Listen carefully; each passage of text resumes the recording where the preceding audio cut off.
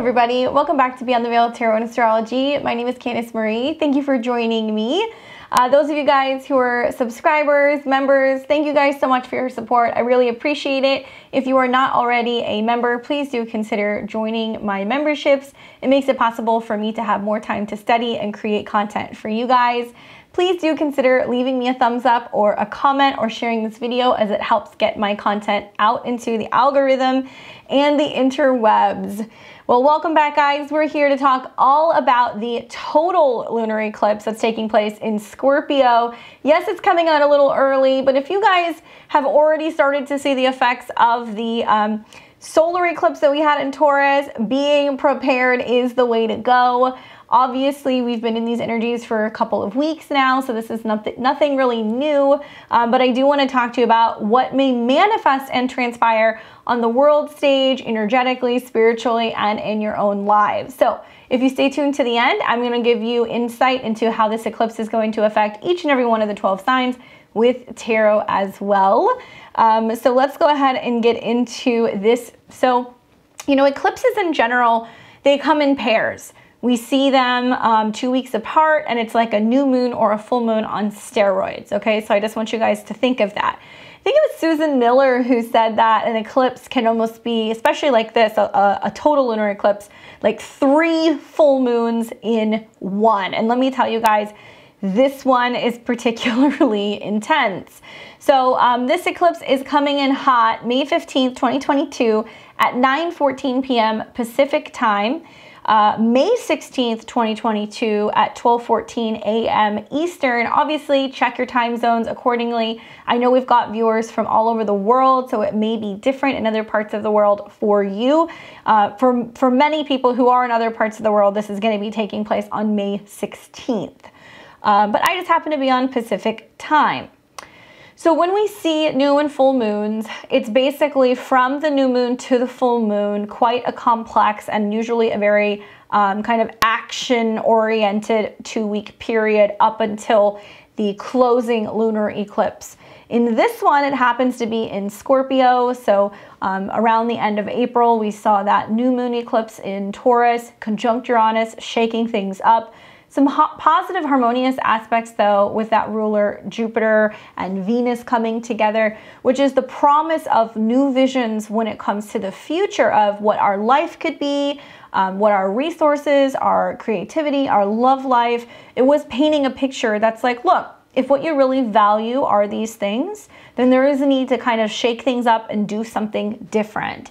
So it's been a rather, if you're watching this after April 30th, it's pretty action oriented up until this point. Now, like I said, I get this out early so you guys are aware.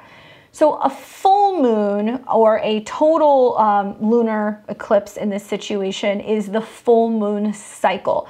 So this is wrapping up what's been actually 6 months of setting intentions and making changes since we had the new moon in Scorpio, which was in the fall of 2021. So you want to look back to what was going on or around, I think it was like the beginning of November 2021. This is closing that 6-month chapter and really kind of highlighting, okay, you know, here's the fruit of the labor.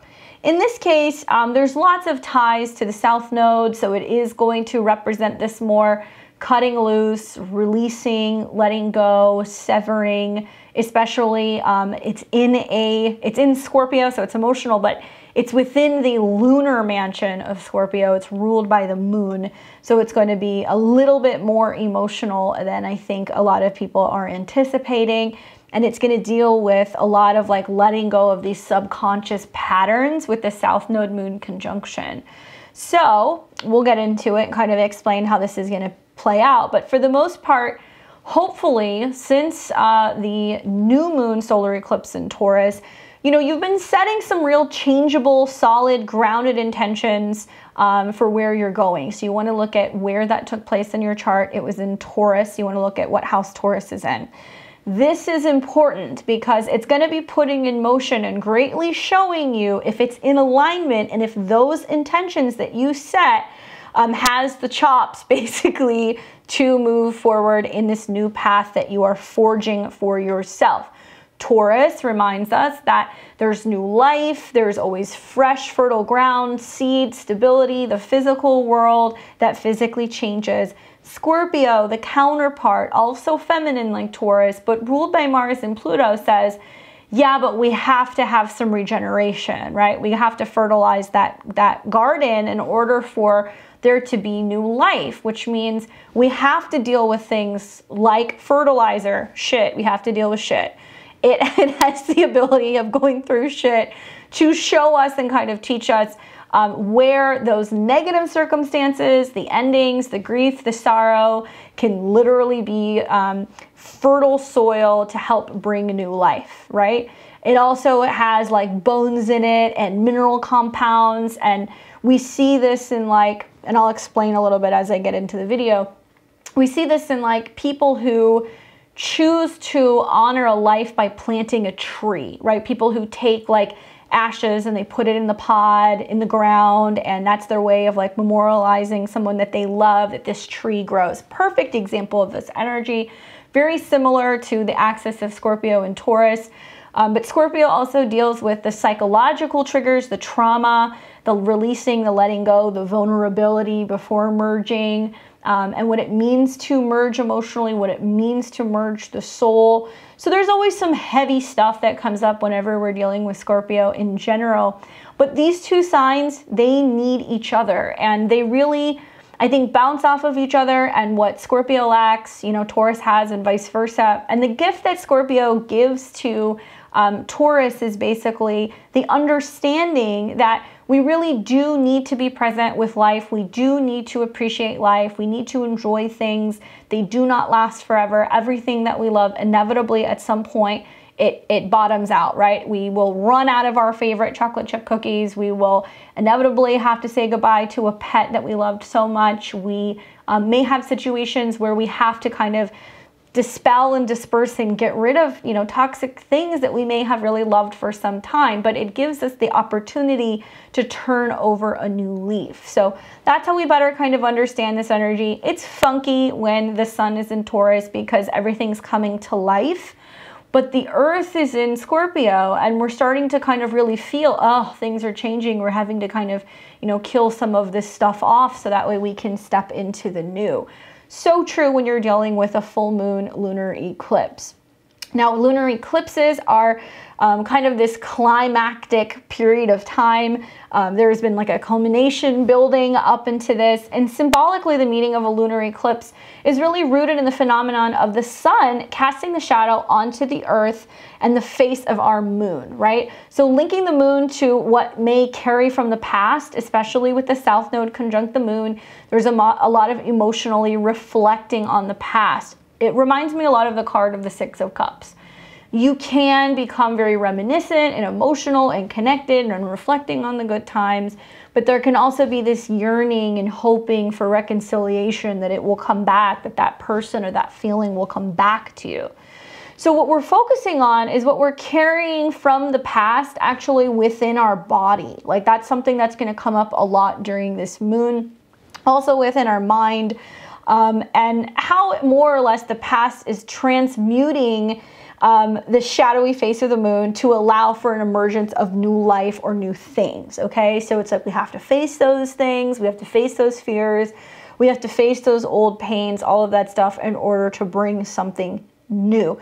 Generally speaking, this is a more difficult kind of aspect to deal with. I think where the solar eclipse was more kind of fresh, new energy and very action-packed, this is more emotional, kind of sentimental, and definitely in our feelings. And whenever you're dealing with Scorpio energy, because Scorpio is ruled by Mars and Pluto, it's rather intense, and there's huge transformations that come from these lunations.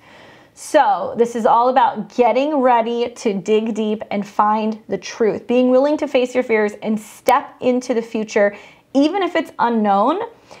And here's where it's a little bittersweet. I've been looking at this eclipse for the last couple of months, knowing that this was going to be the turning point for some very significant and prominent change, big changes, primarily because we're going to be experiencing a square from Saturn in Aquarius. So we've got the moon in Scorpio conjunct the south node, emotionally clearing, cutting ties, identifying where we get stuck into old patterns. The sun is conjunct the North Node in Taurus, where we're focusing on stability, security, values, money, resources, but really feeling solid. And it's being challenged by Saturn in Aquarius. Now, you know, lunar eclipses, they're very emotional because we're dealing with the energy of the moon. And it causes things to break down, things that haven't been working for some time, which forces us to really look at a situation honestly and face the truth about what our underlying fears, feelings, and shadow selves have been denying. So even if Saturn wasn't involved, we were going to have this experience, but I feel like Saturn is going to get a bad rap for being the bad guy. We are going to experience some situations where coming off of that high where we were, you know, woo, new moon, you know, this eclipse in Taurus, everything's fresh and brand new and exciting. We were committing to doing things differently and futuristically and physically going through the changes. 2 weeks later, this lunation happens, it packs a punch. Saturn says, hey, remember that goal? Remember what you agreed to? Remember the future plans? Remember leveling up energetically and in society and when it comes to what your soul purpose is? Yeah, it's gonna get a little uncomfortable, it's a little rocky because we're not gonna respond that way emotionally anymore. So be prepared to deal with all the skeletons in the closet, all the scary things. Why? Because that's the realm of Scorpio. That's what Scorpio does. The fixed water sign that's ruled by Mars and Pluto. Now, when we think about Scorpio, we hear all kinds of stuff relating to what Scorpio rules. Okay, tax, sex, regeneration. These are kind of the cookbook astrology things that we look at. But when we look at the 8th house, it's a very emotional house. It does represent the soul and freedom of the soul and kind of liberation. It does deal with death, but not always death in a physical sense. It can be saying goodbye to somebody and closing one chapter because you know it's time to move on to a better job or a better relationship. It can be paying off some kind of karmic or literal debt because the 8th house is what we owe. But it also triggers us and where we are afraid to actually make change or go through transformation. Scorpio is one of the few signs that has several different archetypes or associated with its zodiac. So we look at the lower octave of Scorpio, which may be anything like the scorpion or maybe even the snake, which sheds its skin. It's very much connected to the occult and mysticism, as is Scorpio being ruled by Pluto. But it's also about the constant change and transformation and needing to shed old versions of oneself in order to be reborn. Now, the scorpion has that stinger that it throws up and it can kind of get kind of nasty and confrontational. I don't know about you guys. I'm born and raised in Arizona, seen a lot of them, been stung by them before as well. Not so fun. Don't recommend it. But when the scorpion throws its tail up, you don't usually like walk around in the desert and just see one hanging out. They are naturally nocturnal, so they're more likely to come out at nighttime, Scorpio. They're dealing with the shadow self, Scorpio. It's hard to see them unless you have a special light or unless you have something reflective, okay? So you have to go digging for it, looking. But scorpions aren't usually found unless you pick up a rock and you bother it. And when you do and you kind of disturb the peace, it throws its tail up. I laugh because that's very much how I am. I'm a Scorpio. I have Sun conjunct Pluto. And when I get miffed, I definitely will throw my tail up. But I know that that's a natural response system that Scorpio has because it's always on the defense. Remember, it's ruled by Mars and Pluto, so it's always constantly on high alert as to what is and is not safe. I don't know about you guys. I can only speak as somebody who's like 30-something years old, but I think of just the last 30-something or odd years in my existence, it always seems like there's been a crisis. A world crisis, a family crisis, a life crisis, an identity crisis, lots of crisis going on, especially for anybody who's got Saturn, North Node, Uranus, Neptune, Pluto, and Scorpio. You guys know exactly what I'm talking about. We've become very ingrained in something has to be wrong, right? There always has to be drama. Everything's scary. Everything's painful. Is it safe? You know, can we move around? Ooh, are we resisting change? Issues also with jealousy, manipulation, control, power. These are all Scorpio things. And these are lower octaves of Scorpio that I would link into the snake or even the scorpion. Then we move on. We have the eagle. The eagle rises above everything. It regenerates. It eats snakes and scorpions. It's like that's a snack to the eagle. It's ascended, the soul has kind of risen, and it's regenerated and come back with a higher perspective and vantage point. So in many traditions, it's almost seen as this energy that's more a protective spirit or a messenger that can communicate and go between both realms and connect with humans and gods. Then we move to the highest octave of Scorpio, which is known as the Phoenix. And a lot of people know that. It's the redeemer, regenerative. It's the true underdog story, the person who went from rags to riches, the person who, you know, beat the odds and was able to come out after having a stage 4 kind of diagnosis. These are very kind of Scorpio Plutonian themes of coming face to face with death, crisis, fear, and being able to step into the unknown, challenging that, and coming out the other side completely transformed.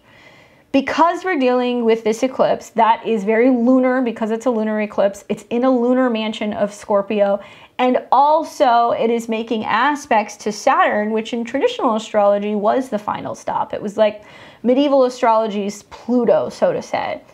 We're at a point in time with this eclipse that I think we're going to realize that in order to be able to get to where we need to go, we have to address the fears connected to the past. We have to let go of this constant, never-ending cycle of trauma, drama, things that scare us, you know, exploding, trying to use fear, manipulation, control tactics to be able to get what we need.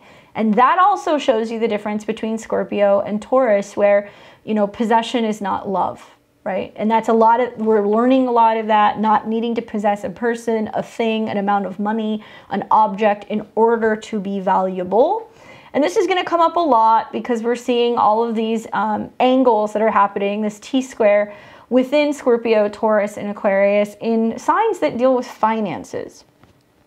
So as the moon comes into conjunction with the south node of the moon in Scorpio, and the sun comes into conjunction with the north node of the moon in Taurus, the past activation of how we've been modifying and changing and transforming our relationship to death, trauma, grief, can possibly become overshadowed also by material desires, our need for security, which is pushing us to push through trauma and learn to let go of these old patterns and habits because they're not serving us, right?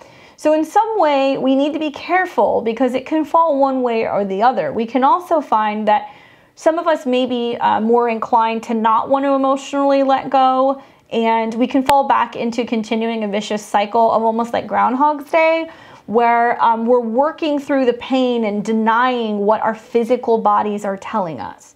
You know, science and spirituality, I believe, do and will at some point merge into better understanding each other.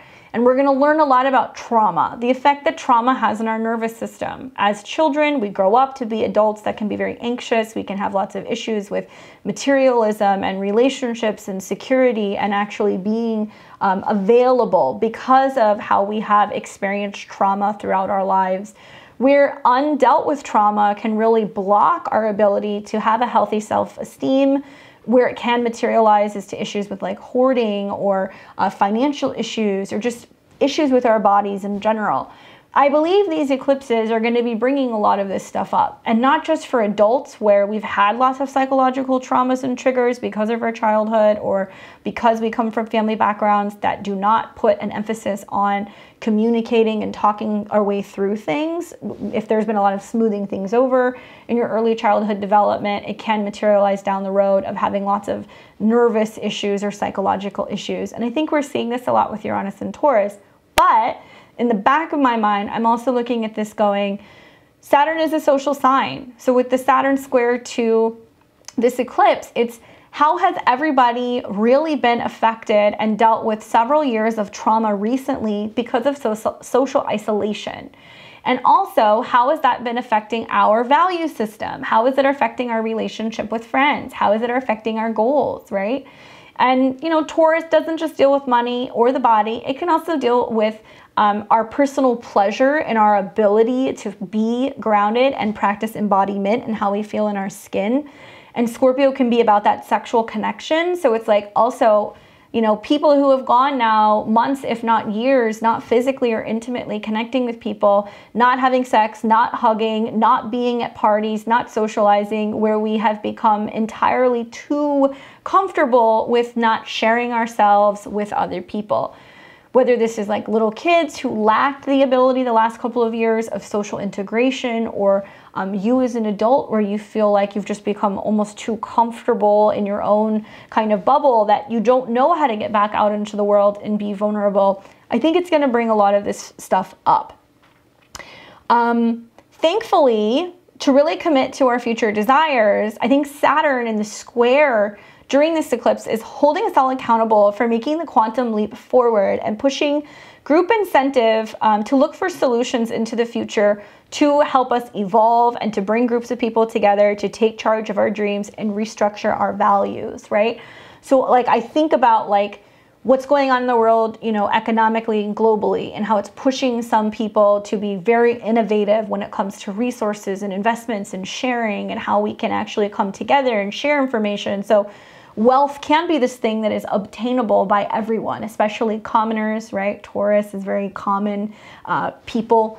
I think of Saturn and Aquarius as like, you know, the groups that are meeting on Discord that are talking about finances and expressing not only their interests, but sharing solutions with groups of people. So everybody can kind of benefit from that and become enlightened. So they're making better financial choices and decisions.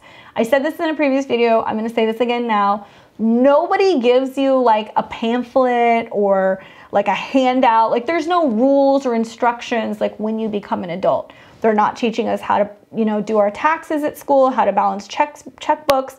They're not teaching us to be wealthy in a sense of being practical with our money and our resources. Nobody teaches us how to invest or how to plan for retirement, right? It almost seems like, I mean, for as long as I've been around, nobody's really taking it upon themselves to say, hey, you know, education and knowledge is power. It's only going to, in turn, allow other people to thrive. It's pretty safe to say we live in an environment nowadays where there are certain powers at bay that want to limit that. They want to limit the knowledge. They want to limit people coming together because that's going to give them what? Equality. So Saturn's not as bad as I thought he was when it comes to this particular eclipse. I think he's holding us accountable. And it's really important for you guys to realize that, you know, the life that you're wanting to build is going to bring up fears and traumas and skeletons in the closet. And it's going to test the depths of your soul and really have you question your values, your security, and your resources. So sure, taxes, death, letting go, loss, ending a relationship, these are all things that can happen during an eclipse. But I think that if we go deeper, the South Node Moon conjunction is about an emotional release of past life memories, karmic ties, and making the conscious decision to let go of toxic emotional behaviors. All right. So the hot spot for this eclipse is going to be 24 to 27 degrees of the fixed signs. So if you are a Taurus, if you're a Leo, a Scorpio, or an Aquarius, and you have 24 to 27 degrees sun, moon, or rising, your life's about to get real active, especially Leo, buckle up. Leo, buckle up for real. And if you happen to be a Scorpio or a Taurus, sun or rising, you are also majorly on the hot seat. A lot is going to change in your life because of this particular eclipse. Those who will benefit from this will be Pisces and Cancer if you have placements between 24 and 26 degrees of your particular sign. Particularly Cancer, because Cancers are governed by the moon, because this is a moon in a water sign, which is a sister sign, and it's in a lunar mansion. It's going to make trines to your chart. Pay attention to your intuition. I would say that to all the water signs. And Virgo and Capricorn, anywhere from 24 to 26 degrees, you are also going to be experiencing positive aspects, be that through a sextile. So you're going to receive a sextile from this particular eclipse. Now, I did a little bit of astrological research and I was taking a look at what was just coming up for me because, you know, it's at 25 degrees, the sun is at 25 degrees, the moon is at 25 degrees. So it's hitting Algol. If you guys remember in 2021, the last eclipse that we had, the full moon eclipse that took place in Taurus, that was also around 26, 27 degrees. We talked about the star Algol. It deals with beheadings, reminds me of Medusa. It's cutting something off at the head or off at the neck. I have seen through clients' charts if they have planets conjunct 25 or 26 degrees of Taurus or conjunct 25 or 26 degrees of Scorpio because of that opposition to Algol, which is a pretty gnarly star. Deals with beheadings, decapitations, killings, demons, psychological, neurological issues, anything involving just the mind and how the mind can kind of freak out, or entity attachments, black magic, everything associated with alcohol, right? This eclipse is opposing that star. So we are going to see situations revolving around people losing their head, getting kind of crazy, responding out of fear, reacting, because the moon is in opposition to that. And I think also because it's in opposition to the eclipse. So you're going to almost see like a part 2 of whatever was going on, I would say like the 13th of November through the 19th of November. So think back to what was happening during that week. This is the second chapter. So if you were making physical commitments during that time, financial investments, if you were partnering with somebody, if there was physical change, awesome. Now 6 months later, this is the follow-up that's like, you need to make the emotional change. Scorpio is saying just going through the motions is not good enough. Just because you made this commitment or this investment or you purchased this, it's not good enough. You need to do the emotional shifts as well. And this is where I think it's going to get some people, because I get the impression that there is some resistance to really stepping into the emotional vulnerability and actually being emotionally present to fulfill whatever it is that we need to do physically. And I'm going to talk about how it's going to affect each and every one of the 12 signs. Everybody's going to get read to filth because nobody's going to get a pass during this eclipse. So some of you guys might feel like off with your head, you know, or just cutting something off before it becomes an issue. Especially when we think of like dealing with the lunar nodes and how they can be associated very much with like the dragon's head or the dragon's tail. And that we've got planets on the north node, which is unexpected, things that can turn on a dime. So the sun north node is an enlightenment of this is what I value. Okay, south node moon, therefore I have to quit this behavior if I really want to physically change. So people responding differently, I think, is going to be the challenge. I've seen a lot of emotional resistance in clients this month. I'm noticing that's part of the pattern that's kind of setting up. The fixed T-square between Taurus, Scorpio, and Aquarius, these are all financial signs.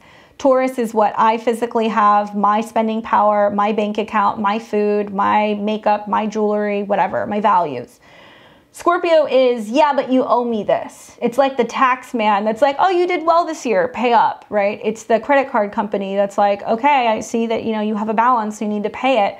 So there's this theme of emotional and karmic debts that are coming up for me. The emotional debts that we are clearing, right? And so part of this is there's a opportunity for a lot of catharsis and being like, I'm just gonna let this go. I don't have to continue to honor this. This is not positive. This is not healthy for me. This is toxic, that I'm emotionally kind of going through this wash cycle that's tossing me all over the place. I say that because of the trines to Neptune and Mars and Pisces. This is the moon that you want to be like, okay, we can call a spade a spade. This has to end now. That's enough of this. It's going to really reinforce this. And I think that when we look at Scorpio, when we're looking at both the archetype of Mars, which is about passion, desire, transformation, sexual desires, and also looking at Pluto, which is about transformation and regeneration, I'm very pleased to announce that for the most part, there's positive aspects from both of these planets. So we'll get into that in a second. But, you know, there's that kind of going on that whenever we see a T-square, unfortunately, unless you're a Leo and you have Leo placement, then you'll experience a grand fixed cross. I think that's where I would say, hold on to your pants, Leo, but realize that this is also something that's going to push you forward. It's going to push us all forward. But a T-square is kind of driving along and then wham, somebody hits you unexpectedly and you didn't see it coming. It comes out of nowhere.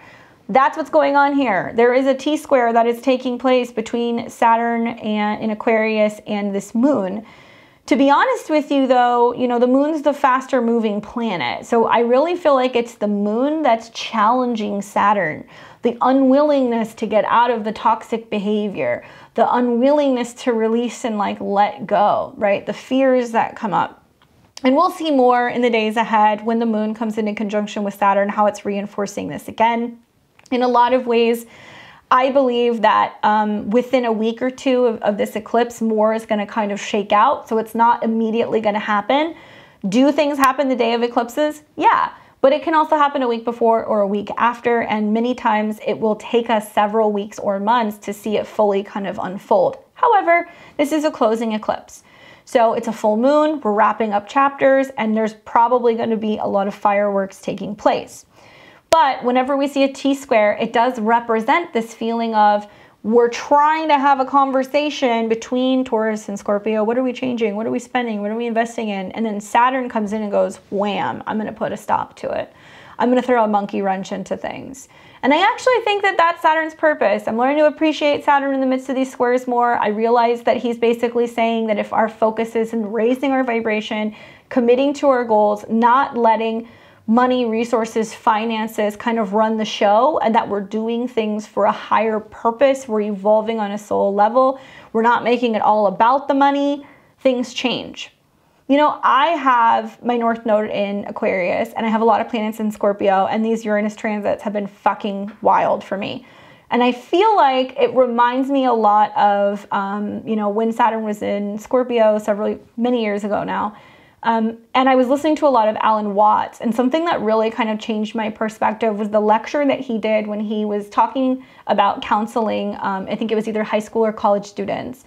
And he would say to students, well, what do you want to be when you grow up? And they're like, well, I'm going to go to school. I'm going to be a doctor. I'm going to be a lawyer. I'm going to get involved in economics, physics, whatever. Nothing wrong with those things. But he did mention in this lecture, what if money was not, you know, the root or the focus of what you end up doing? I don't remember the specific title, so I'm sure somebody will correct me. But he basically said to these students, if money wasn't an object and it wasn't the main goal, what would you be?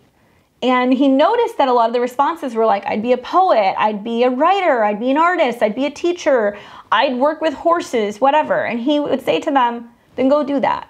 You know, go and do that, because if you're really good at what you do, the money will come. And if you're focusing on your passion, it will unfold.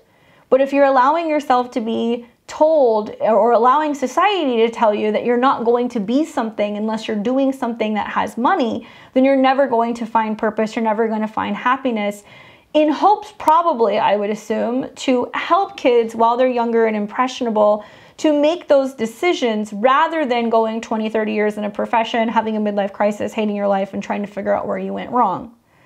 I love that whole conversation that he had. It had a huge impact on me, especially me having a stellium of planets in the second house and like an honorary Taurus.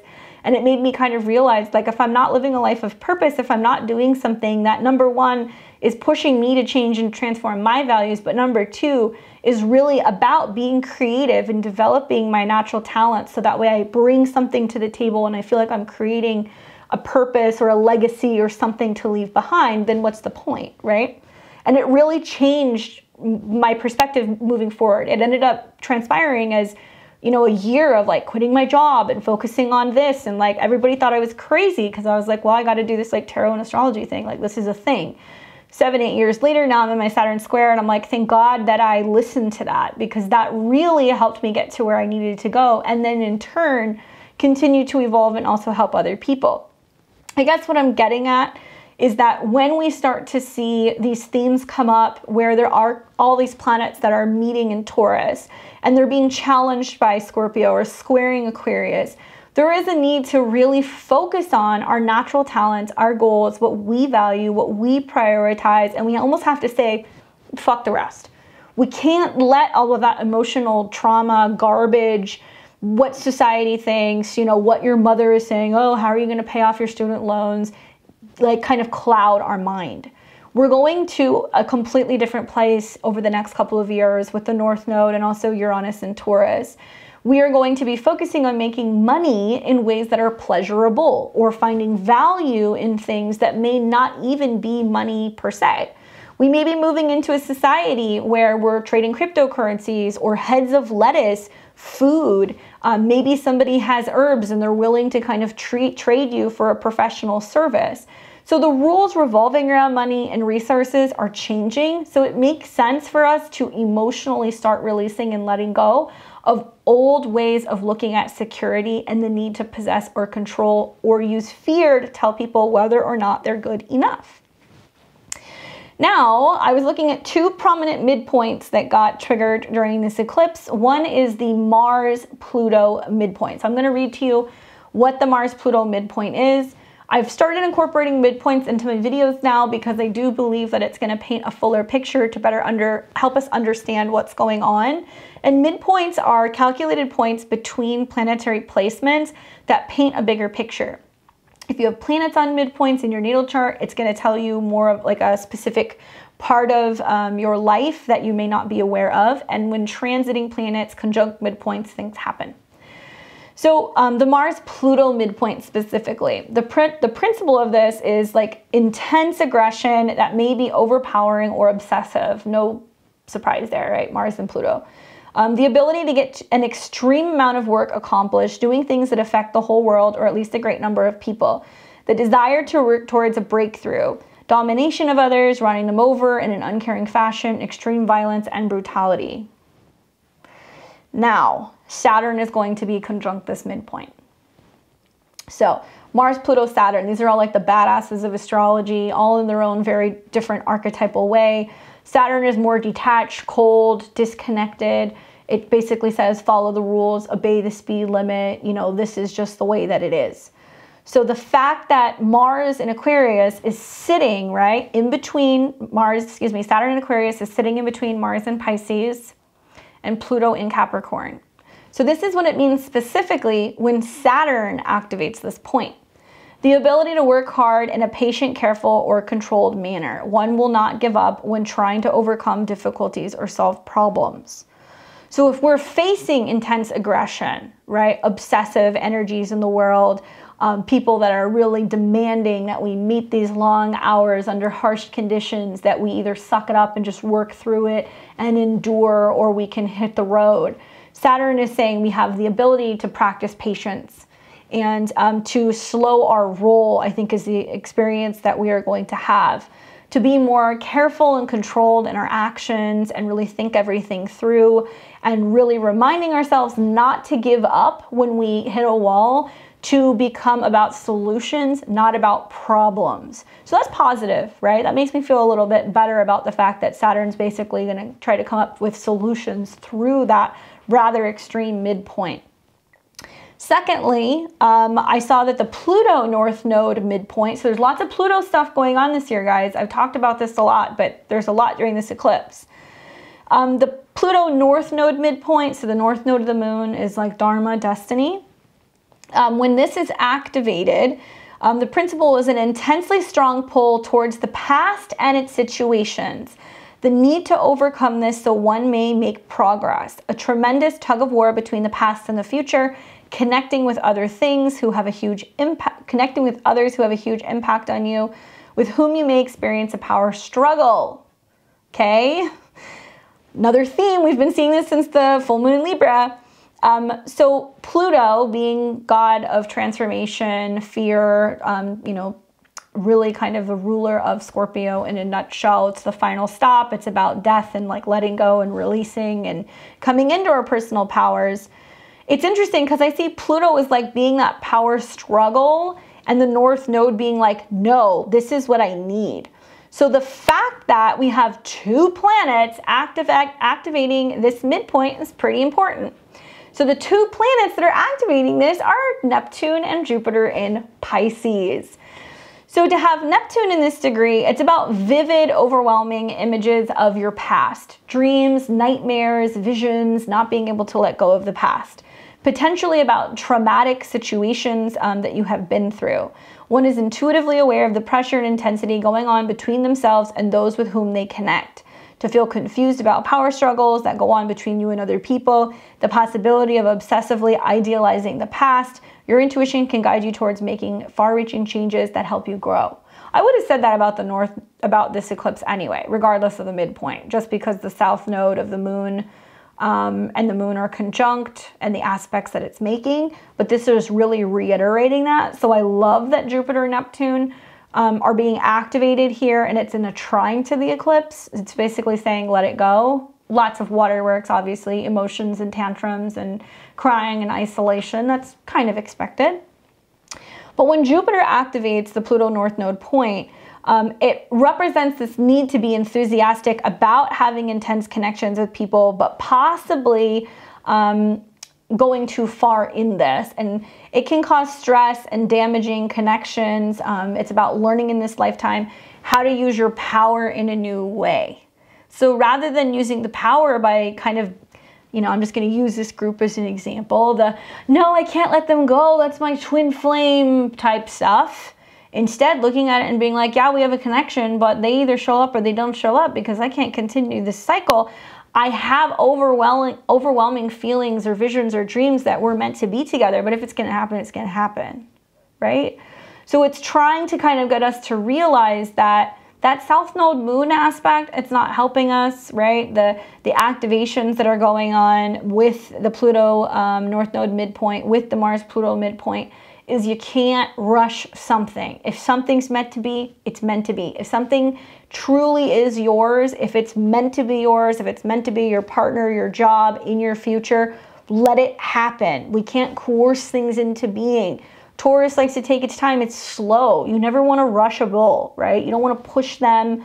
These things are heavy. They lay in a field. They want to be pleasant and they want to eat their flowers. But if you irritate them or if you rush them, they're going to get pissed off. Many things are not meant to unfold still for a better part of another couple of months. That's the reality of the situation. Right now, we're in the clearing phase, so we can bring in the new. Something else that I want to reiterate is that, like I said, this is not only opposing the eclipse that took place in November, but it has been triggered several times because of transits that we've had through Aquarius. So it's not just, oh, this eclipse opposes the last one, so it's kind of the second chapter. It's all been squaring aspects in Aquarius the last couple of months. So I want you guys to think back to when planets were conjunct Saturn and in the later degrees of Aquarius, and it was squaring. This was like in March and in April. Remember the first half of April specifically and what was going on then, because that's when Mars and Saturn were in a square to these nodes. So that was like the marker, the check-in as we were coming out of the eclipse in the fall. Everything is happening in cycles, right? So that period was more coming together, working with other people, the goals. Now it's like physically showing up, and now it's like emotionally checking in. How do I feel now that I'm doing things differently? Am I falling back into old emotional patterns? Is it hindering my ability to make forward progress? And how can I be more so open to what the future holds and be willing to let go of the past? That's a big theme for a lot of people. A lot of people are really struggling with this. I want to read you guys the Sabian symbol for 26 degrees of Scorpio. Obviously, Sabian symbol, Screen of Prophecy. I love this book. And with the Sabian symbols, we can read 25 degrees, but it's 25 degrees in 17 minutes. So I'm going to read 26. We're going to read up. We're going to round up, but you can read 25 degrees because it is interesting. It's a lot about not letting people pull the wool over your eyes. Okay. But 26 degrees of Scorpio, Indians making camp. The theme is resourcefulness. The symbol speaks to self-establishment and the man's skill to finding or obtaining everything needed to function completely wherever he finds himself. The image of Indians making camp is a symbol of adaptability, resourcefulness, or being able to make do with whatever is immediately at hand. On a practical level, this can indicate a fresh start in a new place. There is a suggestion here that an individual is where he is in life as a result of his choices, what he has accepted and rejected in the past. Self-fulfillment here becomes a matter of discovering what you are good at and doing it. Positive is it's at its highest, it represents versatility, innovation, pioneering spirit, or adventure. You want to avoid struggle and blind acceptance. Wherever it happens in life is just destined or fated. So there's something actively going on where you play a role with destiny. The accent is on setting things up and getting started. Activities focus on preparation and making sure you have what you need. Your greatest advantage lies in being practical. Choose the useful over the aesthetic or pretty. Interesting with all these planets in Taurus, because we're going to want stuff that's comfortable, pretty, you know, things that might feel good. We might want something that's a little bit more quality or organic. I have a feeling this eclipse is going to deal very specifically with shortages and people being like, how can I make do with what I have? How am I going to be able to like cook this meal without having X, Y, and Z? So people are going to have to become more resourceful when they are having shortages or there are an inability to get certain things that they're demanding. Okay, so we're going to see a continuation of all of these issues with the supply chain, and I think people are going to have to just naturally become a little bit more crafty and resourceful. Guard against spending so much time getting ready that there is no time left to enjoy what you're preparing for. Trying to make everything perfect is usually an exercise, and be willing to make do with what you have. So yeah, pretty much that all resonates, at least for me. And one thing I would say to you guys is I do have a list of questions to ask yourself. I would ask yourself this and be meditating on these things revolving around the time of the eclipse. This can be a wonderful thing to start doing anytime after the April 30th eclipse, or in preparation, so that way you really know what you're working towards and what you're going to be facing when this eclipse comes around mid-May. What is toxic and scary that needs to go in my life? Okay, it can almost be like taking out the trash, cleaning out the closet, cleaning out the fridge. There's something that you just have to deal with and kind of finally acknowledge. So what is that thing that you're afraid of dealing with, but you need to? Are you willing to do the work to undo your response to fear and trauma? And that's really important. It's not just about your response, but how it makes you feel, what's going on in your body, how those releases do require you to be emotional and be vulnerable, even if that's scary. Scorpio energy can be volcanic, so when it does get angry or when it does get sad, it's very scary, or vulnerability in any sense can be something that's extremely threatening, right? What am I willing to sacrifice in order to find peace? That's a big one. And a lot of these answers are going to be involving material things. Like maybe I shouldn't be working so much because it's not good for my mental health, or maybe I do need to take a break because I'm feeling burnt out. And obviously there's gonna be some sacrifice, and that financial or material sacrifice is gonna trigger us emotionally. What movement or group can I align with to better create change? And this is Saturn making the square. Am I willing to let go of security fears in order to override what's been going on in my life and find freedom? Who can I rely on in times of trouble? Who are my real friends? Who has my back? What groups, associations, what networks? Who can I call up when I really need some support? How can I remind myself that happiness, peace, and security is the goal, and it's something that should be natural in my life? This is going to be hard for a lot of people. How can I remind myself that happiness, peace, and security is basically, should be like a God-given right for everyone?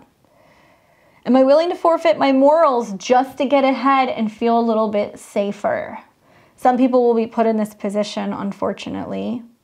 I think with the squares to Saturn can be that people get so scared that they're put in a position of willing to do things and go against the grain or going against their better judgment or against their morals in order to feel safe or secure.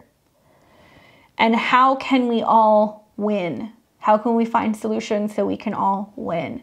These are things that I just want you guys to think about. It's just food for thought. It's going to help you kind of probably get more so deeper into your meditative process, your reflection, help you kind of be better embodying some of the changes that are coming, and equally do the work necessary so you are embracing this change.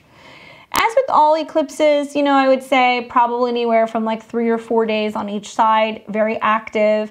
These are not days that I recommend like getting married or getting a surgery or doing anything really, really big. Although these things do come naturally, right? Some astrologers believe if anything's happening within like 3 or 4 days of the eclipse, it was fated. So it was going to happen one way or another.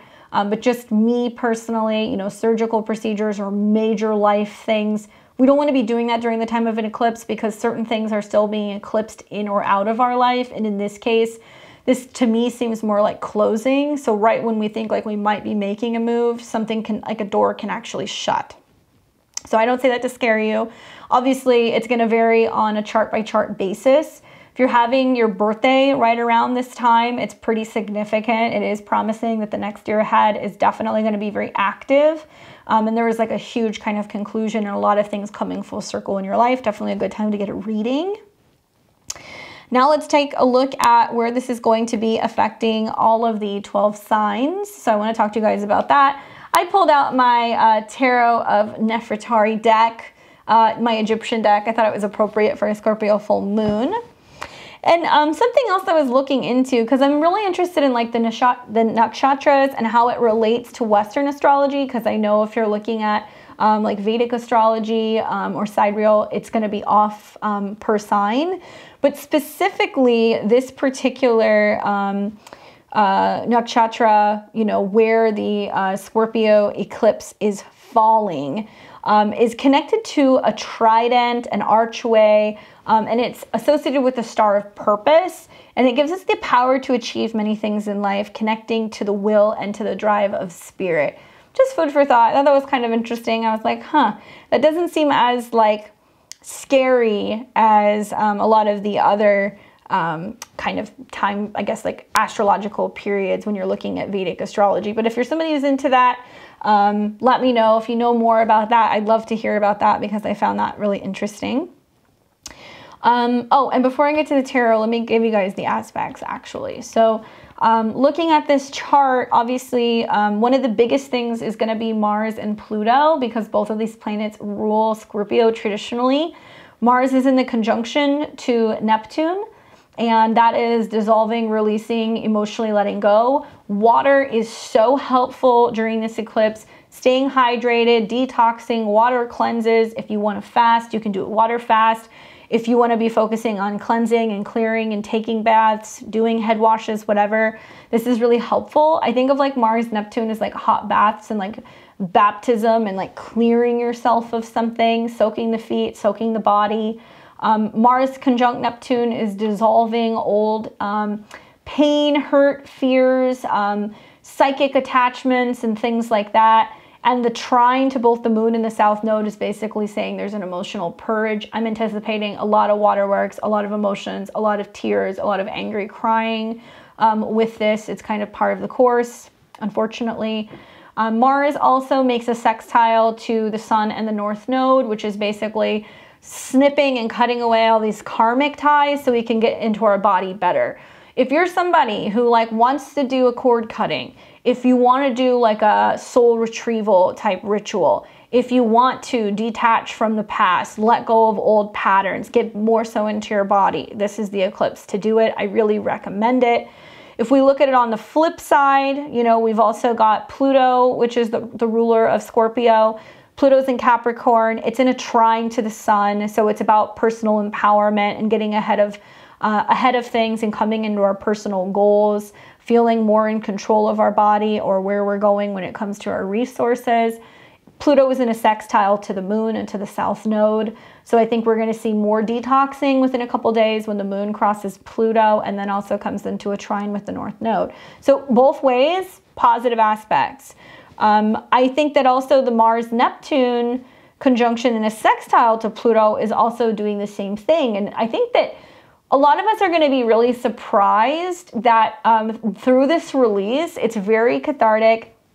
Maybe we go through a crisis. Maybe we're crying. We're up all night. We're working through something.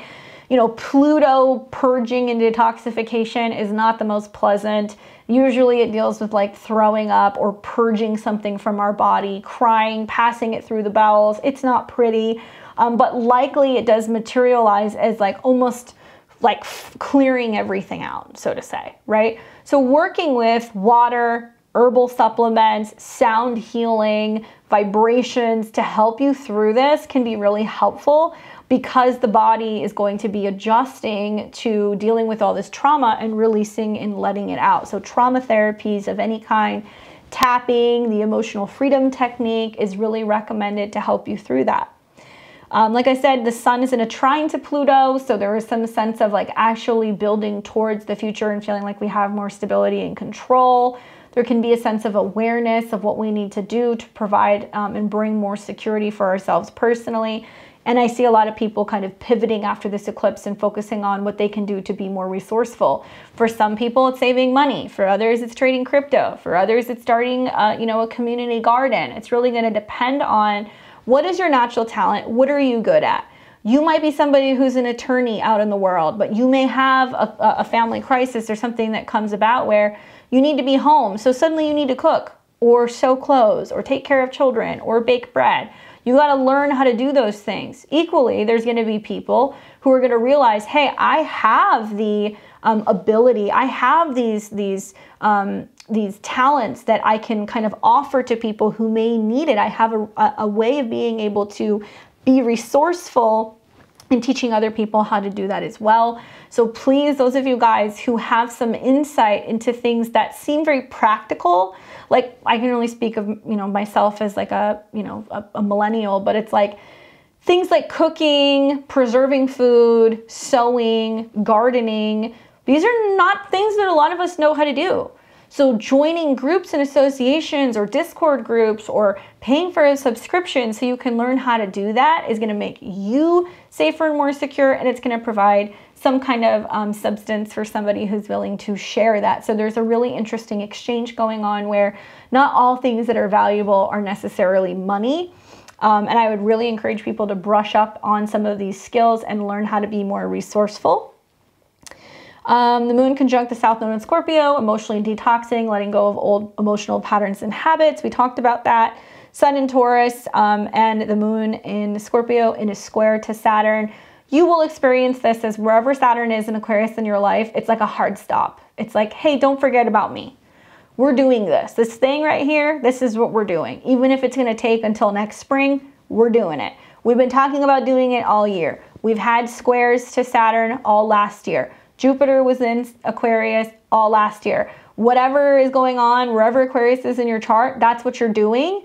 You have to maintain the path forward. Don't get rattled and thrown off by what other people are doing. If the world's on fire, if the markets are kind of going wild, stay the path wherever Saturn is in your chart. That's where I want you to stay focused. It may materialize as a stop sign, a roadblock, having to slow down. But you really need to remember all of the work that we've been doing in Aquarius, because really now Saturn's in the later degrees of Aquarius. We've had 2 years to elevate on our personal beliefs, our personal lives, how we integrate and how we deal with that socially, and now out in the world. Now the outer effects of what we've been doing for the last 2 years are materializing. Are people more distant? Yes, they are. Are people more sufficient in technology? Yes, they are. Are we finding that we're kind of more in alignment when it comes to future goals and adapting to the future, and the fact that, the future is bright, but it also can be very limiting and a little bit abstract and a little bit cold and disconnected, because that's what Aquarius energy is. So we're going to see the split in society coming, where there's people who are going to go the path of wanting to kind of commit to the future, right? All of the Oculus stuff and the artificial reality and the robots and like probably eating a meal and a pill. I don't know. It's weird. And then you're going to have all the Uranus and Taurus people who are like, fuck this, we're buying land and we're all going to grow stuff and we're going to live together and we're going to focus on, how we can live sustainably. This is where we begin to see the split. Last but not least, one thing I will say that comes a couple days after, and I want to show this to you guys, is going to be the Sun-Mercury Cazimi. And this is going to be when Mercury retrogrades and comes into conjunction with the sun. So Mercury's in the heart of the sun. He's bringing a message back to the king. Mercury in the sign of Gemini is very strong. So I'm anticipating that sometime around May 21st, could be May 20th actually, I take that back. It'll be like May 20th until Mercury trines Pluto on the 24th and reactivates this eclipse degree on the 26th and the 27th, that it fully unfolds.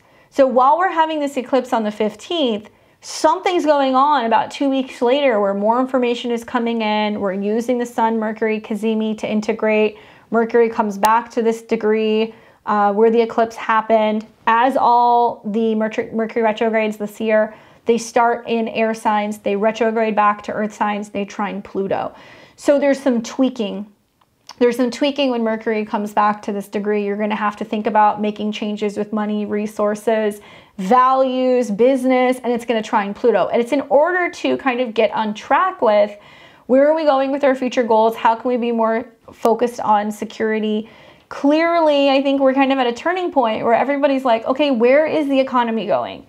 Where is the future of our resources, our food, our land, our government? Where is this going? And this is going to be incredibly active after the eclipse. So I just want everybody to know it'll take a little bit of time for this to fully play out. There is more information that is going to come later at the end of May, and then things are going to settle out a bit. All right. So with that being said, let me put the eclipse back on the screen. Let's take a look at how this is going to affect each and every one of the 12 signs. We are going to be using the whole sign method. This is for Western astrology. So listen first for your sun sign, listen first for your rising sign and then your sun sign. The rising sign is going to tell you most likely, not most likely, it'll tell you where in your life this is going to take place. So you want to listen to your rising first. Where Taurus is in your chart is going to be talking about your security, your stability, your resources, where you're building. So it really depends on what house it's in. Secondly, we're going to talk about Saturn, and where Saturn in a square is holding you accountable for making these physical changes. It's holding you accountable for sticking to your dreams. So we're going to look at both of these today. All right. So if you associate with your progress chart, that's fine too. And if you're Placidus, you can listen to both. I find that Placidus is more the psychological connection of how things play out in the whole sign house system. So Aries and Aries rising, oh boy, you have an eclipse that is taking place in Scorpio in your 8th house. It is conjuncting your 4th house lord, the moon. So here's the deal. I feel like your home is changing. I feel like you have to let go of the past. I feel like you're having to address fear of new beginnings, even if that means going your own way. When you have eclipses that are in your 8th or your 2nd house, obviously there's lots of changing and transforming when it comes to your resources. A South Node eclipse happening in your natal 8th house can represent having to release or let go of a loved one, of a family member, of a resource. Maybe you had a wealthy spouse. Maybe you had an inheritance and a big bank account. You never know when each of those could run out on you, literally. So some of you guys are like, I'm no longer getting alimony. My baby daddy's not paying me child support. I lost my job. These things can happen. I will tell you that there are very bright things on the horizon for you, Aries, because you're about to start a whole new cycle. So I don't want you to get too wrapped up in what you don't have. There can be more of an emphasis in feeling like there's a crisis revolving around paying things off. This will square Saturn, that is in your natal 11th house. Buying and selling or trading, there can be some issues there. You know, borrowing money or loaning money to friends, there can be some issues there. There can be this feeling of like hurt or betrayal because you're feeling like you have to let go of a friend or that a friend doesn't have your back. And so it brings up lots of insecurities or issues there. It really just depends, but you know, the sun is in your 2nd house, so you're really focusing on your spending power, what you can create, what you need, and it may mean that you need to take a step back from a friend, and there in turn, it's leaving you feeling a little vulnerable, perhaps. You know, Saturn in the 11th house is also trying to remind you of your goals, and if your goals are working in an environment and with a team and being able to have a lot of support, then it may mean that you have to step away from something that's providing you with like a monthly, you know, or a bi-weekly paycheck. So just food for thought. Thankfully, you get the 10 of Cups. So this is a positive card emotionally. I knew there was something really good on the other side for you. I know that this is talking about feeling like emotionally fulfilled. And I think that Being that you already had an eclipse in your second house, you're really focused on your resources and your money. This is a card that talks positively about everything coming full circle and being with the family and emotional involvement and everything coming full circle and it being okay at the end of the day. Partially, I'm also a little intrigued because this eclipse is making aspects and trines to Jupiter and Neptune in your 12th house. So it can also be just like a miracle situation where somebody steps in and helps you and it just comes out of the blue and you're just emotionally kind of, you know, like at a loss for words because there was like this guardian angel that kind of swooped in and helped you with something. So very positive there. For Taurus and Taurus rising, you have an eclipse in your natal 7th house of relationships and partnerships. This is really intense for you, Taurus. I'm gonna tell you this now so you're prepared. I know there's lots of stuff changing for you, but the reality of the situation is that the South Node eclipse is in your 7th house. So some of you guys are feeling like you have to say goodbye or you have to close the door on what has been a relationship of some kind. Being that it's in Scorpio, it could be somebody that you have sex with, somebody that you have investments with, somebody that you're married to. Lots of Tauruses are realizing that they're outgrowing a relationship and that they need more. Now, the other thing I would say is that it's on the axis of you, your 1st house, and also the moon, your 7th. So the sun is in your house. So there's this feeling of your emotions, what you've been hiding, what you've been kind of keeping private, what is really affecting you when it comes to your home and your family. And it's all squaring Saturn in your 10th. So there can be lots of stress revolving around, you know, feeling like your family's pulling you in one direction, your work's pulling you in another direction. And there is this chaotic eclipse that happens for you in your 7th house where a partner's like, that's it, I've had enough, I'm done. And it can come out of the blue, even in the most stable relationships. Now, on the other hand, if you are in a business relationship, a business partnership, money's on the line, you guys have money invested in a business, there's something going on there. That eclipse with the square to Saturn makes me feel like there can be this like, okay, we need to sever and go our separate ways, you know, dissolving of some kind of business partnership where maybe in the past you guys came together, now you need to do something different. Just be mindful that the 10th is also your public image. So for some Tauruses, they can go from being married to being single. They can go from, you know, working by themselves to working with someone else. I think the South Node gets a bad rap for just being like, oh, you know, only letting go and releasing comes from this. No, in Scorpio, it's emphasized, but the South Node does have spiritual enlightenment. It's like what we learn by releasing and letting go. So in Taurus's case, there might be a lot to gain where there's more opportunity for you to focus on your career, more opportunity for you to grow independently on your own, more opportunity for you to feel like you have control over your own life if you just let some of those people walk out of your life, right? Stressful, but for Taurus rising especially, I have a feeling that you're kind of feeling like you have to choose between your partnerships or your career. I'm going to tell you your career is going to win time and time again. And if partners are threatening to leave and walk out the door because you're so heavily focused on your career, let them go. The card that I get is the, sorry, it's like in different languages. The Ace of Swords. Hi, talk about release and cutting and severing and letting go. Ace of Swords is very direct with your communication. So it's like, this is the way that it is. It can represent commitments, it can represent contracts, writing things out, but it's definitely a conversation about boundaries and defining boundaries and the difference between relationships and work. So if you work with your partner, it can be like, hey, we need to like really have some boundaries here. If there is a romantic relationship or something going on at work, you know, it can be like, hey, we can't be doing this at work. Whatever it is, it's an important conversation that's coming. And remember that when you're dealing with swords like blades, they can be used to draw the line in the sand or defend yourself. So watch your words, Taurus. Gemini rising. This is a eclipse taking place in Scorpio in your 6th house, and it's on the axis of your 6th house and your 12th house. So 6th house South Node eclipse involving the moon tells me that I think you're like letting go of like some bad eating habits. I think you're letting go of just emotionally not letting yourself get super overwhelmed and affected.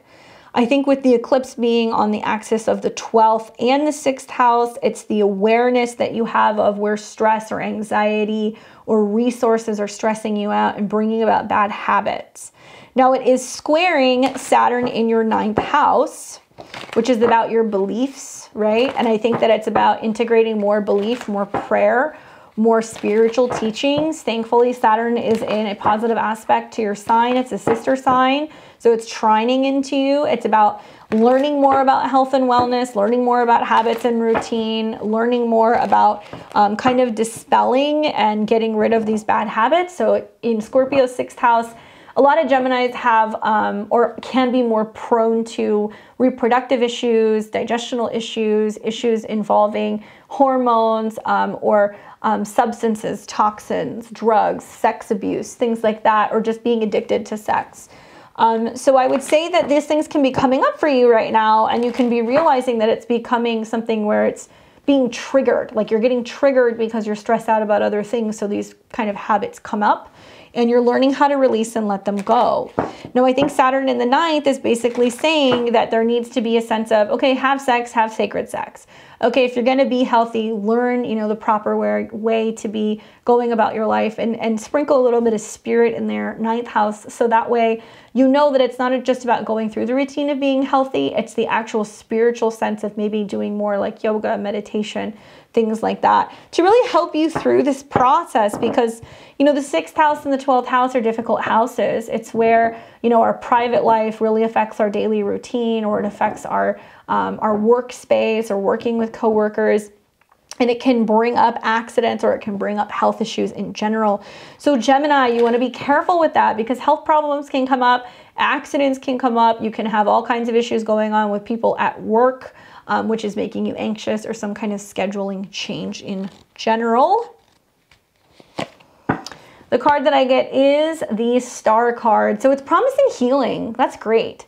It's promising healing. It's saying that, you know, where Aquarius is, Saturn is promising you that there is an opportunity to be enlightened, to come together with other people, to get more in touch with like your goals in general. There may be an Aquarius that comes in, or a teacher or a mentor that's like, hey, I'm going to help you through this. Keep focusing on that. Know that this is the calm that comes after the storm. For Cancer and Cancer rising, this is an eclipse taking place for you in your 5th house. It is a sister sign, so it's Scorpio, and you're going to benefit more than most of the signs because this is a lunation, okay? So it deals with the moon. We're also seeing that it's in a lunar mansion. South node eclipse in your 5th house is feeling this emotional detachment from a lover, from your creative process, from a child. It can be a time where you're finding out you're pregnant, or there's just more emphasis revolving around dating or your love life in general. Some kind of lesson that you have from a child. Maybe it's healing through children, through younger people, or working with your inner child. Now, it is on the axis of your 5th and your 11th house, which deals with your ability to release and let go of your personal focus, and going more into like the hive mind, how you're working with other people, collaborating with friends, getting in touch with your goals. Here's the thing, it's coming into a square with Saturn, which is in Aquarius in your 8th house. So it's telling me be very careful when it comes to sexual connections and friendships, like, you know, blurring the lines between a sexual relationship and a friendship. This has been an ongoing theme for you with Saturn in your 8th house. I think there's also this change and transformation that's going on in certain friendships, and you're realizing that you have to let certain people go, that it's not really working for you, that maybe there's new friends or new groups or associations coming into your life, and it's painful because it can feel like you want to react or you want to act out because certain people are no longer in your life and you don't know how to handle that, right? I think with Saturn in your 8th house, it's also dealing with intimacy and kind of feeling like a little bit tighter and like not as open to sex or like companionship, not as open when it comes to resources, dealing with a little bit less or feeling like you're not getting enough from people. So as you're going through this like re-death process right now, there's a lot of shifting with, okay, well, I'm not exactly who I used to be, but I don't know who I'm going to be yet. And like my friends aren't here. How do I move forward? So it can be a little scary. The card that jumped up was the 5 of Cups. Not surprising. It does deal with like emotional challenges, you know, feeling kind of down in the dumps, a little bit depressed, not knowing how to really create change. And I think for the most part, you know, we want to lean into the positive aspects where you're receiving trine somehow from this eclipse and it's clearing something out. So I think that it can bring up childhood trauma of like not being picked for dodgeball, you know, not making the football team, whatever. That goes back a lot further for you and you're just getting re-triggered. So there's like a lot of like really needing to feel it and move through it, but not stay in this for too long, okay? For Leo and Leo rising, this is a South Node eclipse in Scorpio that is taking place in your 4th house, which deals with your home, your family, your tribe, your roots, burials, endings, and the past. Leo, put a helmet on, please. This is going to be rather intense for you because you are the one sign that is missing from the fixed cross, which on one hand is going to really put you in the hot seat to create change. And deal with things emotionally different, deal with things with your family different, be willing to move, letting go of old emotional toxic behaviors. But on the other hand, this is going to catapult you forward and you're going to see that it's really pushing you to possibly move or just release and let go of the past.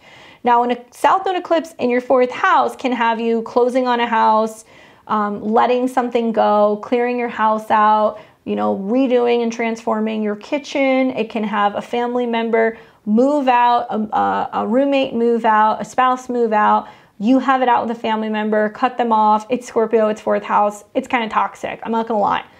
And being that it's coming into a square with Saturn in your 7th house of relationships, there can be this like dynamic that's setting up that's like you can't have both. You can't have a healthy relationship and have your in-laws in your house. You can't have a healthy relationship and also be feeling like your partner is triggering all of your karmic issues and your patterns with your family, and maybe they're bringing that out in you, so therefore you're like, I got to deal with my shit, I got to leave, right? These things can happen. Especially because Uranus is in your 10th house and you're like, oh my God, I have so much work on my plate right now. I can't be dealing with family and home and relationship shit. And there's some truth to that, but the transits that are really going through for you, your 10th house, I think are not just about work and career stuff. Part of it's about responsibility and being an authority figure and taking action. That's what the 10th house is about. And being that it's in Taurus is you're taking action to provide security. So you're going to learn that just having a partner doesn't provide security, especially if they're chaotic and a pain in the ass. Just living in a house doesn't mean you feel safe, and it does not necessarily mean that it's home. So be prepared to upend any of those things. It is very likely, it is very possible. It is all squaring Saturn in your 7th house, which means partners are going to be like, are you moving here so we can do this or not? Are you going to tell your mom to shut up because I don't want to hear her shit anymore? Or am I going to have to leave the family picnic? Like, this is the kind of stuff that's going to happen. Families and relationships may not get on well. There may be some issues here. And you may have to let go of your past and your old emotional habits and ways of being so you can go deeper into a relationship or partnerships that are going to be more fulfilling. The card that I get is the 8 of Cups, which seems to tell me you're walking away. You're walking away from something, okay? This is very kind of eclipse energy with this card.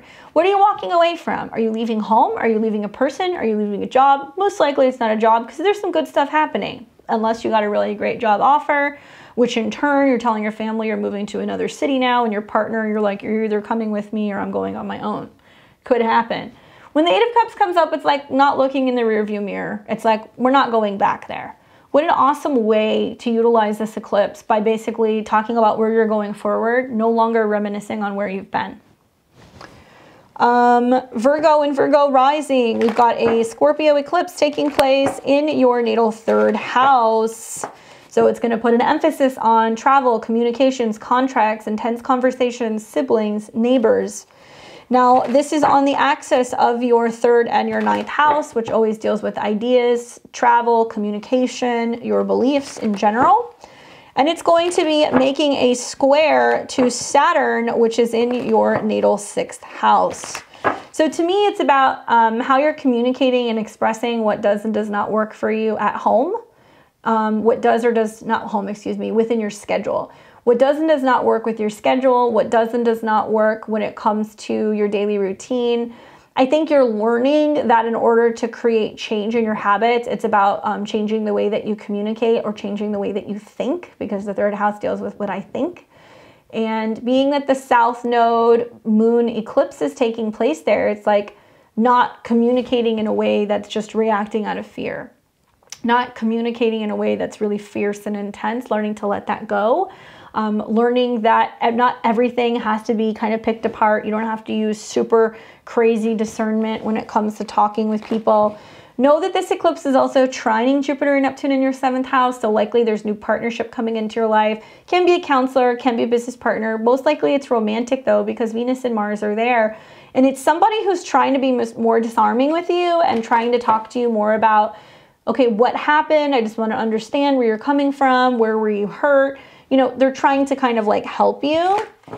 And I think that it can really show you where there have been patterns, mental patterns, communication patterns that have just had a really difficult time kind of winding down. And the 6th house does deal with your routine, so stress from your routine. There can also be a sense of like there being some kind of health issue or breathing limitation. The 3rd house can be lungs. It can also be mobility. It can be you having an issue with a car or an app or a computer or a software, which then in turn mucks up your whole schedule. And you're like, oh my God, my computer updated and like nothing has been updated when it comes to my calendar and now everything is a mess. That's something else that can happen as well. The card that I got for you is the King of Wands. So it looks like you're proactive. It looks like you're about keeping things moving and staying active. Maybe it's about you reading and learning more about a healthier lifestyle. Saturn in your 6th house, Virgo. It's got a lot of you guys needing to be on top of your health and diet. A lot of you guys are trying to heal issues. And I think it's about learning how they cropped up to begin with. And with the square to Saturn, I think it's also about you questioning more about spirit and things that deal with, you know, where science meets mysticism, Aquarius in your 6th. Uranus and the North Node and all these planets are in your 9th, so it tells me that you're on a quest to learn more about health, stability, and being able to have a better or a healthier day-to-day routine, but it starts with how you think and how you communicate. For Libra and Libra rising, this is a South Node Scorpio eclipse in your 2nd house of money and resources, and it is opposing your 8th house axis, where all of this energy is taking place. Libra and Aries, you guys are the ones who are really experiencing lots of change with your money and your resources because it's hitting these houses. Libra, you had a new moon eclipse that was in your 8th house. It was all about changing and transforming your resources, your joint resources. Maybe you're filing taxes differently. Maybe you're focusing on paying off your bills. Maybe you're taking more risks with investments. Maybe there's just change all around that's triggering you psychologically. This eclipse, the full moon eclipse in your 2nd house, is basically saying it's going to close the door and eclipse something out that has been a way of making money. Stay calm. What's going to happen here is like this willingness to release and let go. It can be your spending habit. So it can be you going, I'm not going to be spending so much money. I'm going to stick to a budget. It can be about you going, look, I've been making money this way, but it's not feeling good. Therefore, I'm going to put my attention more on other projects and things that are fulfilling. Saturn in your 5th. And I need to focus more on that. So I'm willing to kind of take a step back and not do as much work or cut something off that's been paying my bills or a line of credit or income. It can also be a moment where with the square to Saturn, you're realizing that in order for you to achieve your Saturn 5th house goal, you need to make adjustments in your 2nd house. That can be what you're eating. That can be your resources. That can be your values. Being that it is squaring Saturn, I think it's interesting because it's telling me that you're maybe learning more about investing rather than just working for a paycheck. Maybe you're working on a creative project rather than working a 9-to-5 job. You're willing to take chances to be self-employed. The list goes on. Now it is opposing the sun and all these planets in your 8th house. You're learning about investments, debt, loans. You're learning all about credit and insurance and ways that maybe you can get people to invest in you or your ideas so you can make more resources. Eclipses that are happening in your 8th house are promising that you're going to get support, okay?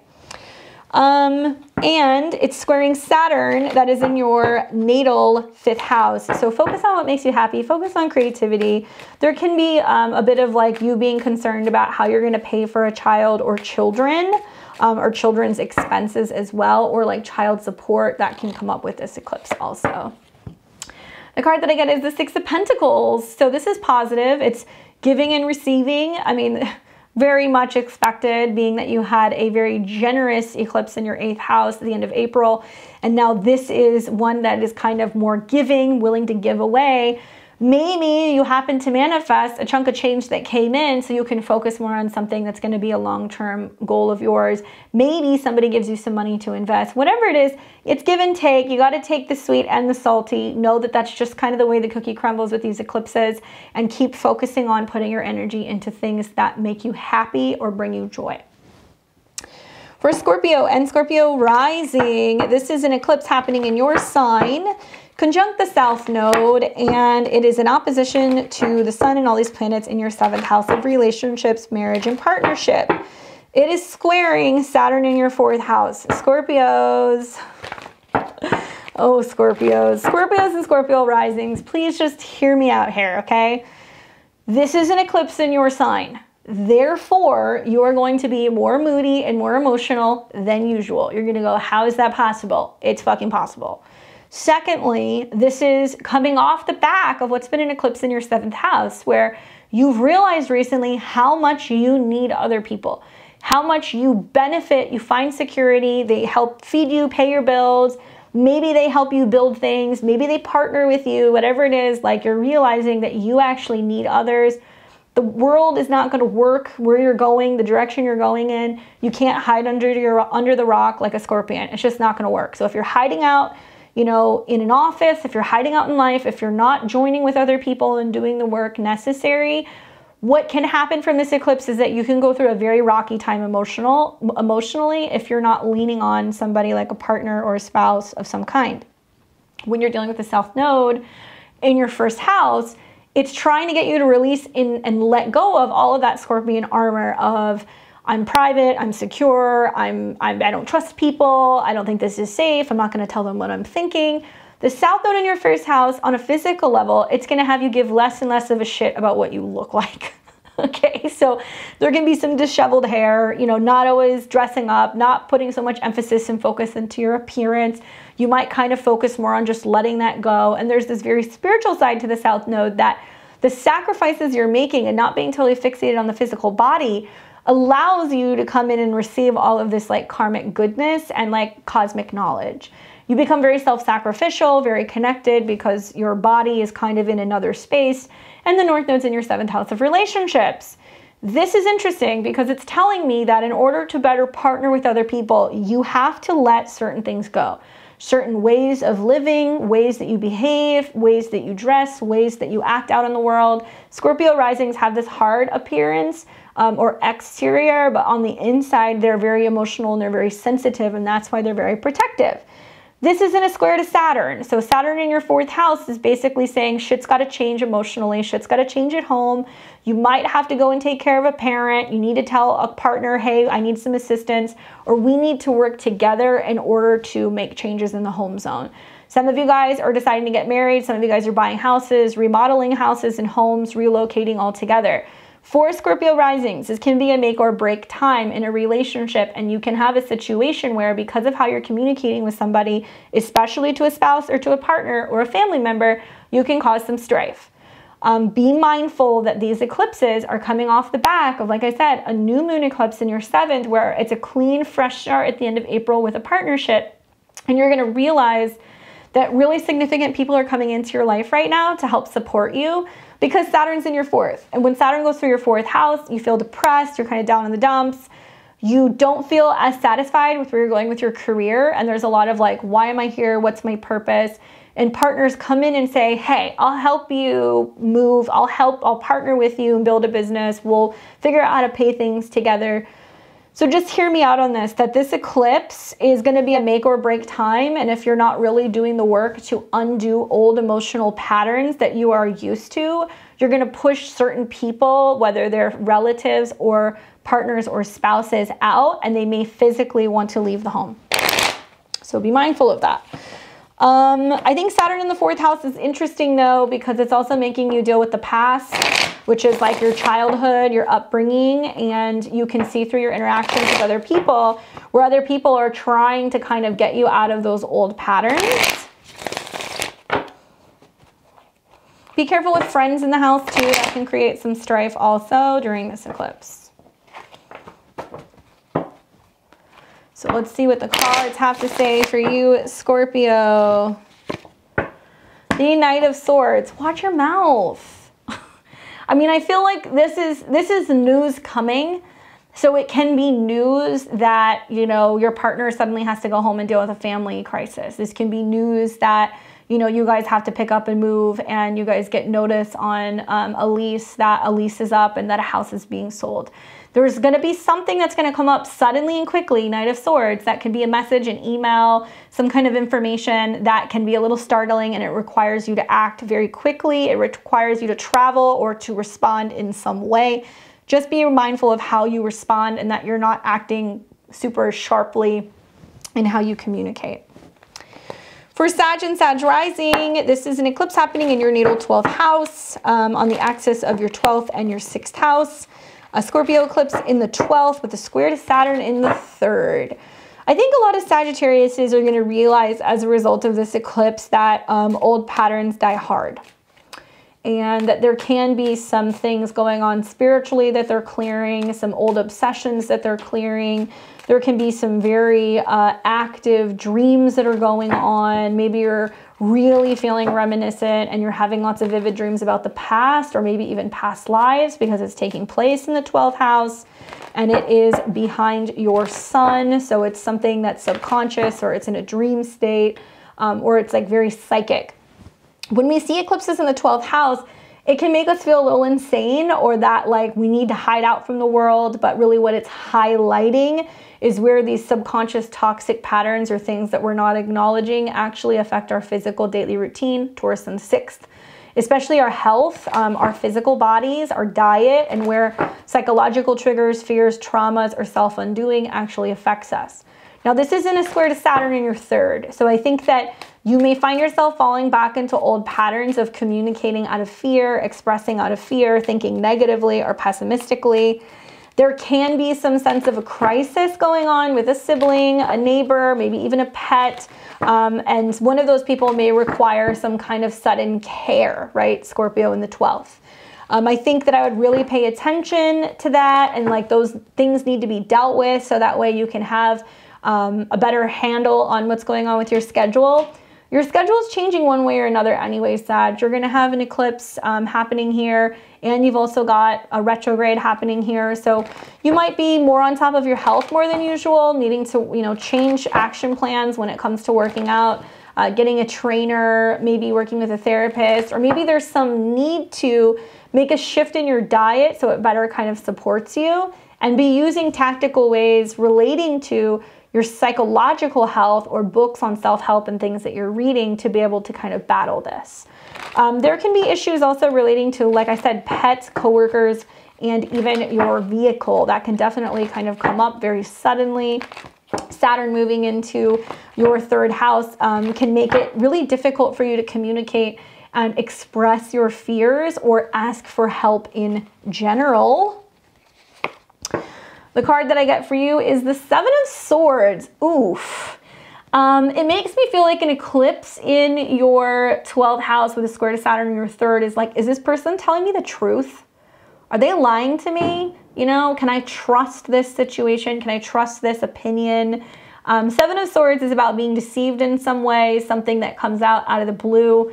I didn't want to say it, but you know, an eclipse in your 12th house, these are hidden enemies, things that come out of the blue. Surprisingly, the eclipse is actually going to be ruled by Mars and Pluto, but Mars is in your 4th, so it can be about you being a little upset and feeling disappointed or being let down by a family member or a relative. It can also be about you finding out that somebody said something that wasn't very kind, and you're like, oh my God, how could they say that? I thought we were family, or I thought we were siblings, something like that. So there is some sense of feeling like somebody broke your trust, or somebody is not being completely honest about something that they said, unfortunately. For Capricorn and Cap rising, we've got a South Node eclipse in Scorpio taking place in your 11th house of goals, friendships, and associations. It's in opposition to the sun in your 5th house, and it's in a square to Saturn in your 2nd. Well, I guess the common theme that you would see with the South Node eclipse here is like certain friends are being eclipsed out of your life and certain friends might be coming back in. There can be a sense of like leaving certain networks and groups and maybe going back to old ones. There is also this feeling of, I have friends that come and go. Do they really value me? This is the square to Saturn.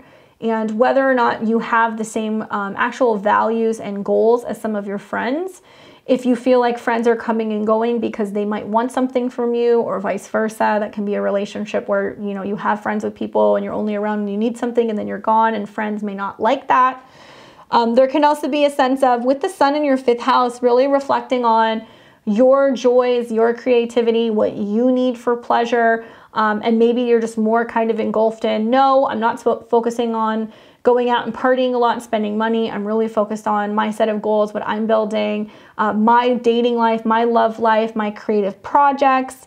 I think with the square to Saturn, though, it's really saying that it's teaching you not to feel like you have to break the bank to have fun. Saturn has kind of a chokehold on you a little bit, so you can't spend as much money. Money and resources feel a little tighter than usual.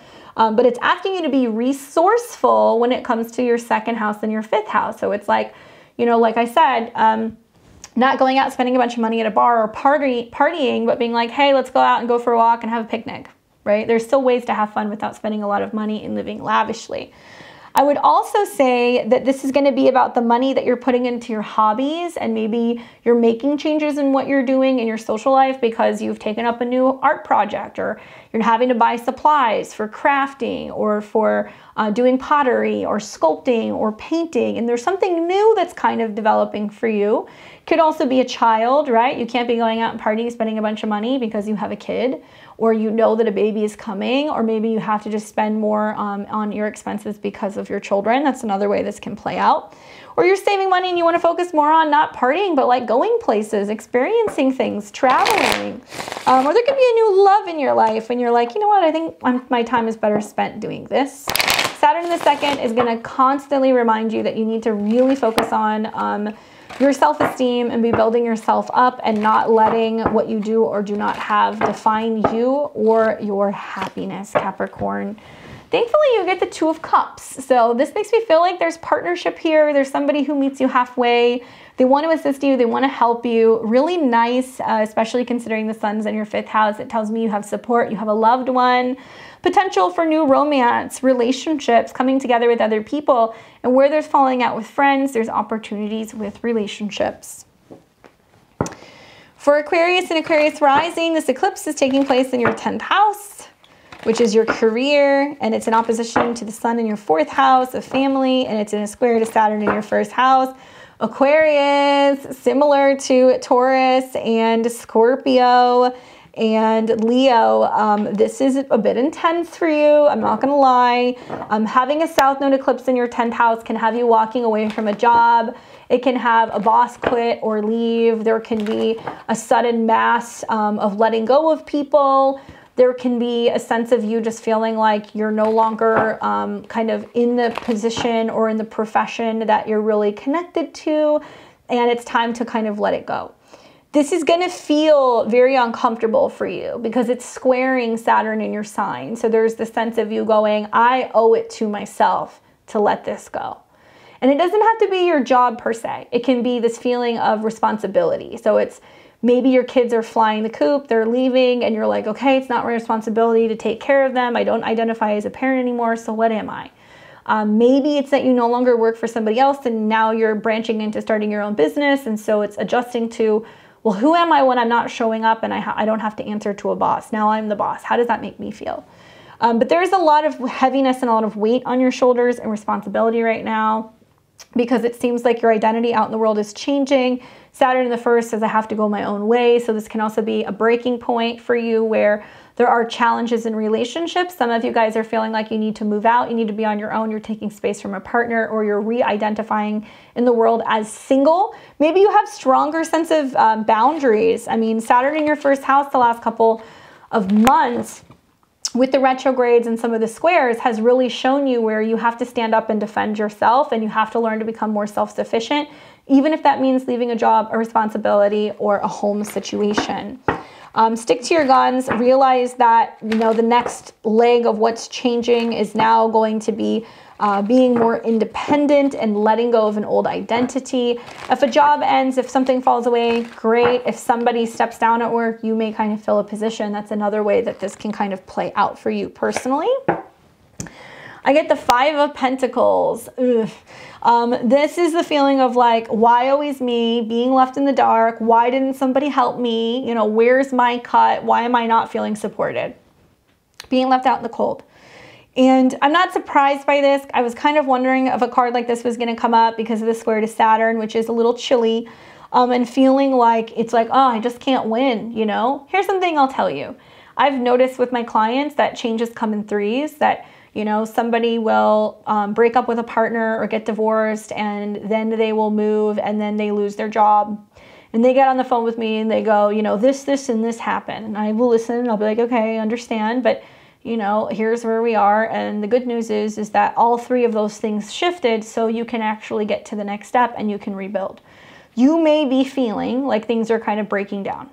You may feel that people are leaving you with no other choice but to walk away because they're not actually rising to the occasion and valuing you. Even when things get grim, do not get jaded. Do not get depressed. Do not feel like you are not good enough. You have to kind of pick up, persevere, and keep going forward, because it's about you redefining who you are out in the world, because it needs to be this or better. Last but not least, we've got Pisces and Pisces rising. This is an eclipse happening in a sister sign, so it's positive for you. It is helpful. It's emotional. And it is making an aspect called a trine to your personal planets in Pisces. Now, this eclipse is in your natal 9th house, conjunct the South Node, and it is in opposition to the Sun in the 3rd house, and it is square to Saturn in Aquarius. Well, this makes me wonder, if there is a South Node eclipse happening in your 9th house, is there challenges or issues in regards to travel? Are you lacking a document or paperwork to be able to travel? Are you lacking a document or paperwork pertaining to a certificate, a degree program? Are you missing a credit before you can complete something? Are you processing legal documents or paperwork? Is there something that kind of is going to blindside you and come out of nowhere, which pertains very specifically to you releasing and having to kind of let go of something, right? Practicing isolation. Lots of Pisces are like, I'm flying the coop, I'm out of here, I'm going to go and spend time in another city or another country for a period of time. So part of it can just be you finding yourself in a new place where you're kind of like lost in translation and the language is different or the culture is different. Some of you guys can find yourself in a situation where you are stuck in a situation. So you can be traveling to some places where you can get stuck, especially if you lose documents like a passport or an ID or a ticket or anything like that. So be very mindful of that. But I see language barriers. I see also issues just pertaining to like your beliefs, and Saturn in the 12th can have you feel like you're needing to spend more time in meditation, more time alone, assessing things before you make moves. If you're traveling during this eclipse, I feel like there's going to be definitely some bumpiness, especially if it's international travel, and it wouldn't surprise me if you get stopped in some way, or there are delays in general. Now, when you're having an eclipse though, that's in your natal 9th house, it's eclipsing and kind of wrapping up old belief systems, learning to let go of something, letting go of a belief system, a teacher, a guru, and you're moving deeper into your 3rd house, which is short distance travel, communication, learning something new. And I would say like it's really kind of helping you close or wrap something up. So you can also be like graduating or finishing a degree or finally getting ready to publish something, but there's a delay and there's a blind spot. So I would say just watch for that with this eclipse in general. The card that I get is the Two of Pentacles. So it's kind of saying like, okay, weighing your options. Do I do this or do I do that? Do I take the risk? Can be feeling like you're just juggling things. There's just like a lot of busyness all at one time.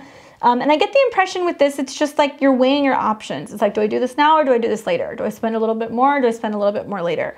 And it might pertain specifically to timing when it comes to travel. So just be mindful around the time of the eclipse, especially if it's like stuff that may not be refundable. If you're trying to get a better price or if you're trying to plan something, it can be like a seasonal thing where actually traveling at a different time can be positive.